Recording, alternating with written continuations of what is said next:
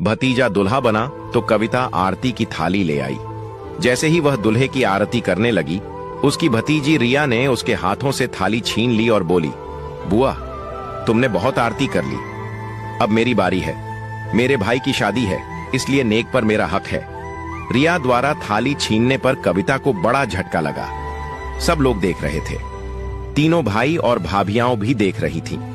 यहां तक कि कविता का पति रोहित भी देख रहा था। कविता सदमे में आ गई थी। किसी ने भी रिया द्वारा आरती की थाली छीनने पर कुछ नहीं कहा था। कविता की अपने ही घर में इतनी बड़ी बेइज्जती कभी नहीं हुई थी।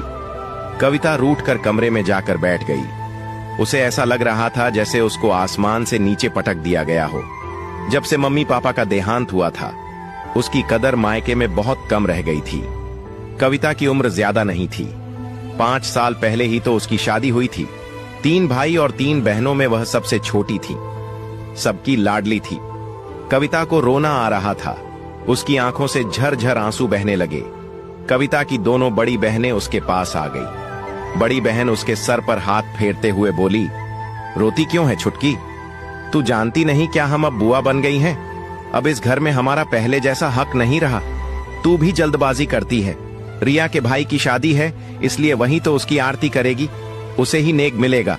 कविता बोली, दीदी, तीनों भाइयों की आरती आप दोनों ने की, क्योंकि तब मैं शादीशुदा नहीं थी। मैंने इस घर में एक भी दूल्हे की आरती नहीं की। अब पहले भतीजे की शादी है, मेरा ही हक बनता है। अगर माँ जिंदा होती तो मुझसे ही करवाती। सबके सामने मेरे हाथ से थाली छीन ली गई। कोई कुछ नहीं बोला। इसका भी बहुत दुख है दीदी।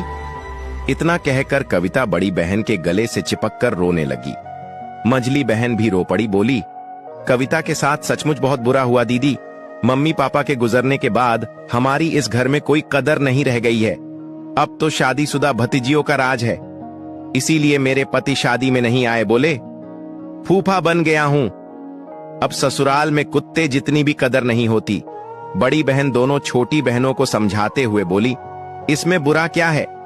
अब भैया और भाभियों को दामाद मिल गए हैं, उन्हीं की कदर होगी। जैसे जैसे रिश्ते पुराने होते जाते हैं, उनकी वैल्यू घटती जाती है। हमारे मम्मी पापा को हम प्यारी थीं, इसलिए वो हमें आगे रखते थे। अब भैया और भाभियों को उनकी बेटियां और दामाद प्यारे हैं, इसलिए वे उन्हें आगे रखेंगे। कविता बोली, मैं अब कभी भी यहाँ नहीं आऊंगी दीदी, रक्षाबंधन पर भी नहीं आऊंगी।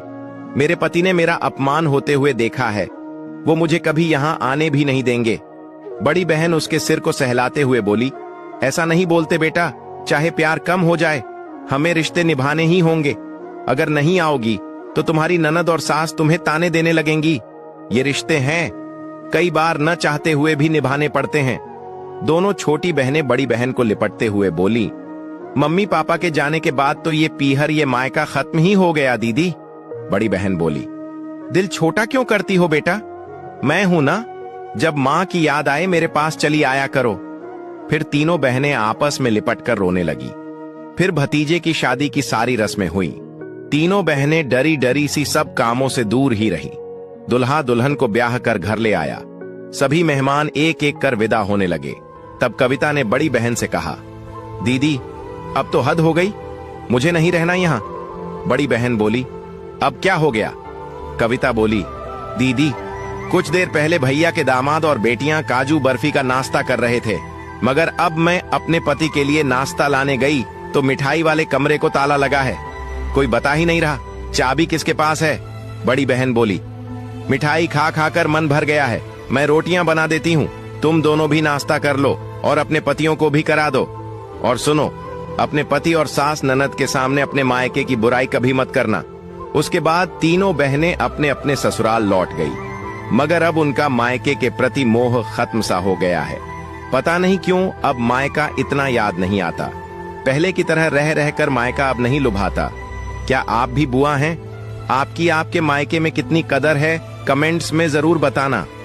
कहानी का मोरल, माना कि आपने बेटियों की शादी कर दी है, आपको दामाद मिल गए हैं, मगर इन सबके मिलने के बाद भी बहनों की इज्जत भी करें, क्योंकि उनका मायका नहीं बदला है।